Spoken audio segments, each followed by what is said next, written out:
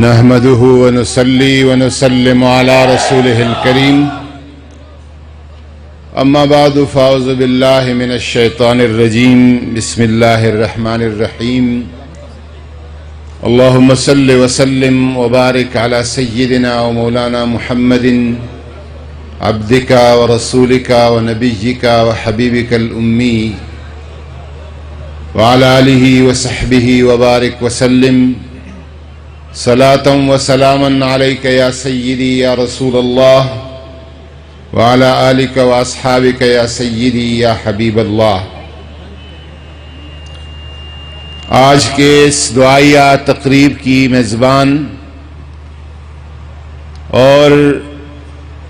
شہر سیالکوٹ کی ایک مؤثر اور عوامی آواز محترمہ ڈاکٹر فردوس عاشق اعوان صاحبہ، محترم و مخدوم پیر صاحب حضرت سلطان العارفین سلطان باہو رحمت اللہ علیہ، اور میرے انتہائی محترم علامہ سید شہنشاہ نقوی صاحب، محترم سینیٹر اعجاز چودھری صاحب، اور میرے بھائی محترم صاحبزادہ حافظ حامد رضا صاحب، اسٹیج پر اور پنڈال میں تشریف رکھنے والے تمام علماء کرام، مشائخ اعظام، سادات کرام، سیاسی اور دینی زعماء، میرے دوستوں اور بھائیوں، سب کو السلام علیکم ورحمۃ اللہ وبرکاتہ۔ میں نے آج صبح ایک خبر پڑھی کہ ڈاکٹر صاحبہ کی والدہ صاحبہ کی چہلم کا تقریب ہے سیالکوٹ میں، اور پتہ چلا کہ بہت سارے ہمارے بزرگ وہاں پہ تشریف لا رہے ہیں۔ ڈاکٹر صاحب کی والدہ صاحبہ کی رحلت اور وفات کے وقت میں پاکستان میں موجود نہیں تھا، پھر اسلام آباد میں ایک دعائیہ تقریب تھی، اس وقت بھی موجود نہیں تھا، تو آج میں نے مناسب سمجھا کہ اس ذکر اور دعا کے تقریب میں جا کے دعا بھی کروں گا اور اس پر رونق اور باوقار مجلس سے فیض بھی حاصل کروں گا۔ یقیناً ڈاکٹر صاحبہ کے ساتھ سیاسی روابط تو ملک میں بہت سارے لوگوں کے ساتھ ہے، لیکن یہ ڈاکٹر صاحبہ کو پتہ ہے کہ میرا ان کے ساتھ جو رابطہ ہے وہ مصطفیٰ اور علی کے نسبت سے ہے، اور یہ نسبت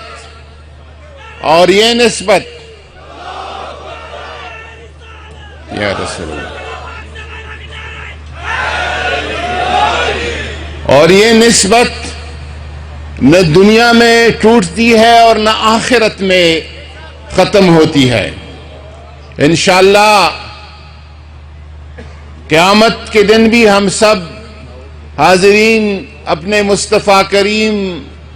کے شفاعت اور دیدار کے راستے میں کھڑے ہوں گے انشاءاللہ تبارک و تعالی۔ دعائیہ تقریب ہے، گفتگو جو خطابت کے بادشاہ ہے اور ذکر کے بادشاہ شہنشاہ نقوی صاحب تشریف لائے ہیں وہ کریں گے۔ میں صرف اس پہ اکتفا کروں گا کہ ڈاکٹر صاحبہ بہت نیکبخت اور خوش نصیب ہے کہ والدہ کی خدمت دنیا میں بھی جب وہ حیات تھی، مجھے پتہ ہے کہ جس طرح اس نیکبخت خاتون نے اپنی والدہ کی خدمت فرمائی اور جس طرح اس کی رضا کو اور خوشی کو حاصل کیا، یہ اللہ تبارک و تعالیٰ ان پہ مہربانی ہے۔ اور میں آپ کو بتاؤں کہ حضور نبی کریم صلی اللہ علیہ وسلم فرماتے ہیں رضا اللہ فی رضا الوالدین، اللہ کی رضا والدین کی رضا میں ہے۔ اگر کوئی اللہ کے رضا کو ڈھونڈتا ہے، طلب کرتا ہے، اگر اس کے والدین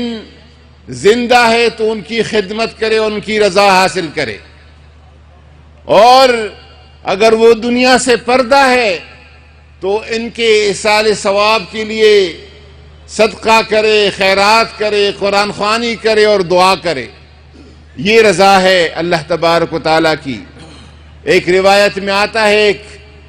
غلام حضور کی خدمت میں حاضر ہوتا ہے، وہ پوچھتا ہے کہ میں جہاد پہ آپ کے ساتھ جانا چاہتا ہوں۔ حضور ان سے پوچھتے ہیں کہ تمہارے والدین میں سے ایک زندہ ہے؟ پھر وہ جہاد پہ جانے کی بات کرتا ہے، پھر حضور ان کو کہتا ہے کہ والدین میں سے کوئی زندہ ہے۔ تیسری دفعہ جب وہ جہاد میں جانے کی بات کرتا ہے تو حضور نبی کریم صلی اللہ علیہ وسلم ارشاد فرماتے ہیں اس صحابی کو ففیہما فجاہد، اگر آپ جہاد کرنا چاہتے ہیں تو والدین کی خدمت کر، یہ سب سے بڑا جہاد ہے۔ الحمدللہ یہ جو مجلس ہے ان کی والدہ صاحبہ کی دعا کے لیے ہے۔ اور آخری بات میں بتاتا چلوں کہ روایات میں آتا ہے کہ جنت میں ایک جنتی کا درجہ بلند ہو جائے گا۔ جنت میں تو جا چکا ہے، وہاں پہ اللہ تعالیٰ حکم دیتا ہے کہ اس کو اس مقام سے اعلیٰ مقام کی طرف لے جائیں۔ وہ کہے گا کہ میرے رب ذوالجلال، مجھے تو آپ نے بخش دیا، جنت عطا فرمائی، اب یہ درجہ جو بلند ہوا انسان کی فطرت ہے، یہاں پہ بھی جب درجہ بلند ہوتا ہے، خوش ہوتا ہے، وہاں پہ بھی خوش ہوگا۔ تو یا الہ العالمین، یہ درجہ کس صلے میں؟ اعمال کا سلسلہ تو ختم ہو چکا ہے، کیوں بلند ہوا؟ اللہ تعالیٰ کی طرف سے اسے بتایا جائے گا کہ آپ کے اولاد میں سے، آپ کے بچوں میں سے کسی نے آپ کی مغفرت کی دعا کی تھی، میں بچی کی اولاد کی دعا والدین کے لیے اور والدین کی دعا اولاد کے لیے میں رد نہیں کرتا، میں قبول کرتا ہوں۔ مغفرت آپ کی ہو چکی ہے، لیکن ان کی دعا کے صلے میں آپ کے درجہ کو میں نے اونچا کر دیا۔ میرے دوستوں، اللہ تبارک و تعالیٰ کے حضور اہل بیت اطہار اور صحابہ کرام کی وساطت سے، وسیلے سے میری یہ دعا ہے کہ اللہ تعالیٰ مرحومہ کے درجات بلند فرمائے، مغفرت نصیب فرمائے اور قبر کو باغیچہ جنت بنائے، اور اللہ تبارک و تعالیٰ حضور نبی کریم صلی اللہ علیہ وسلم کی شفاعت نصیب فرمائے۔ وما علینا الا البلاغ۔